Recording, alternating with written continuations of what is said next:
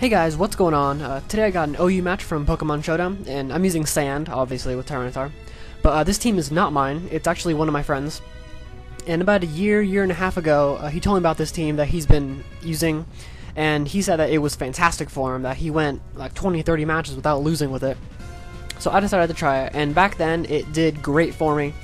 And today while I was looking at one of my folders, I saw it, and I was like, I haven't used it in a while. So I popped it in here, and I got a pretty good match out of it. But looking at the teams, I'm running Sand, like I said before, and he's running No Weather, which is awesome for me. And his team doesn't look too bad, but if he's allowed to set up with that a Salamence, or if the Alakazam's a Calm Mind or something, it could be rather problematic. And I really don't like Breloom because, although I do have a Gliscor with Poison Heal, nothing wants to be Spored because that makes it useless for the rest of the match. But getting right into the match, I figured he started out with his Mamoswine because he predicted me to start out with my Tyranitar, but I wanted to start out with Gliscor only because I did not want his Breloom trying to set up, so I can get a Toxic off and then he could not do anything to me. But I got my Poison Heal just so I can get it immediately, and I don't want to get hit with an Ice Shard immediately, so I have to switch out. My Rotom comes in, and this Rotom is a mixed defensive, which is majority physical defense. So I'm able to get a Will-O-Wisp off here on this Breloom, which is awesome, because that's one threat that's just, well actually no, it's no longer a threat when it's really burned.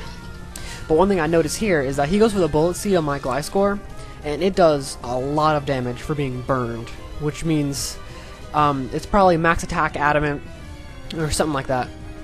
But I just go for a Swords Dance here, because I know unless he gets the 5 hits, he won't be able to kill me, but luckily he gets 2 hits twice in a row, which is awesome for me. And this Gliscor is Poison Heal, obviously, with Swords Dance, Earthquake, and Facade. Because Earthquake and Facade generally have some pretty good coverage. Because aside from like Skarmory, which is its worst nightmare, it has great coverage.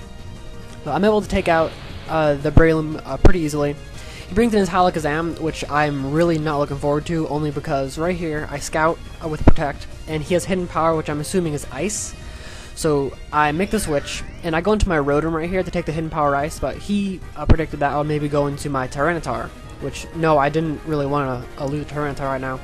But he goes for Psyshock. It does less than half, which is awesome, and I missed the Hydro Pump, which is a little bit depressing. But he goes for just a second Psyshock to get me down pretty low, and this Alakazam takes a nice 67% from that Hydro Pump, which is awesome. And right here, I know he's going to go for the Psyshock once more, so I bring in my Tyranitar, and this Tyranitar is carrying a Chople Berry, so he attacks me with a Focus Blast, and it does less than half, which is awesome, and I'm able to kill him off with a Pursuit, just in case he wanted to attack, or switch out. But he brings in his Salamence here, which kind of scared me a little bit, but I thought I would maybe try to stay in, just in case he wanted to set up, but he goes straight for the Earthquake, getting his Moxie boost. This scared me too because I thought that he would be locked into Earthquake, but he's not, and right now he's at +2. But it's also kind of good for me because I know that at +2 he's not Scarfed, which is awesome, because I'm able to bring in my Terrakion here, which is Toy Scarfed, and I'm able to take it out with a Stone Edge. And right here he brings in a Tentacruel, and I don't want to take a Scald or anything, so I bring in my Amoonguss, which is also mixed defensive, but it's more specially defensive. And at this point in the game, I can easily just let off a free Spore here, which, luckily, he brings in his Magnezone to take the Spore, presumably. And right here, I switch out into my Jirachi, because Jirachi, this has some HP investment, and Calm Mind. And with Calm Mind, I should be able to take pretty much any attack from this Magnezone.